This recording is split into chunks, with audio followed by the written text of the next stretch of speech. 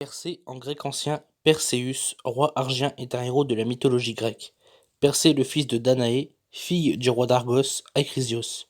Ce dernier averti par un oracle que son petit-fils le tuera, il enferma sa fille dans une tour d'airain, ce qui n'empêche pas Zeus de la séduire sous la forme d'une pluie d'or. Persée naît ainsi dans le secret révélé à son grand-père par ses cris.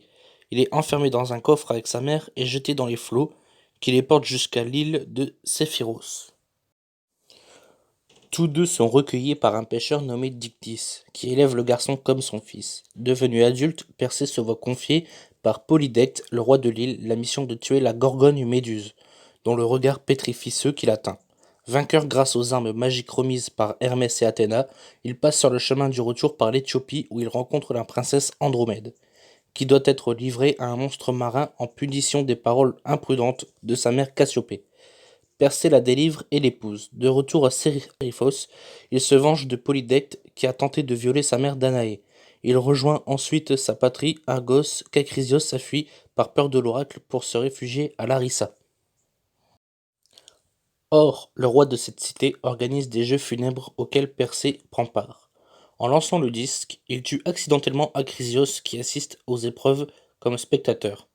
Par égard pour son défunt grand-père, Persée échange sa royauté d'Argos contre celle de Tyrinthe et donne l'île de Sériphos aux pêcheurs. La légende Persée a connu une grande fortune après l'Antiquité. En particulier les épisodes de Méduse et d'Andromède, il est probable qu'elle ait influencé les légendes chrétiennes des saints pourfendeurs de dragons, comme celle de Saint Georges.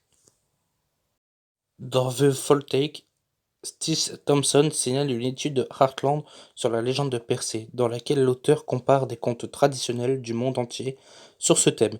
Il met notamment la légende en relation avec les contes types du tueur de dragons et des deux frères. Même s'il n'est pas possible de garantir que ces contes dérivent directement de la légende, Thompson mentionne divers motifs que l'on retrouve aussi bien dans la légende grecque que dans de nombreux contes populaires.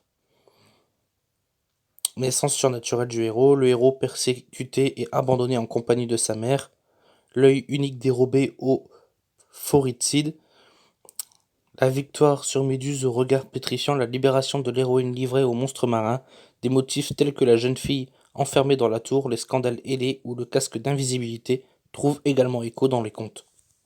Merci d'avoir regardé cette vidéo, surtout abonnez-vous, mettez un j'aime et partagez si cela vous a plu.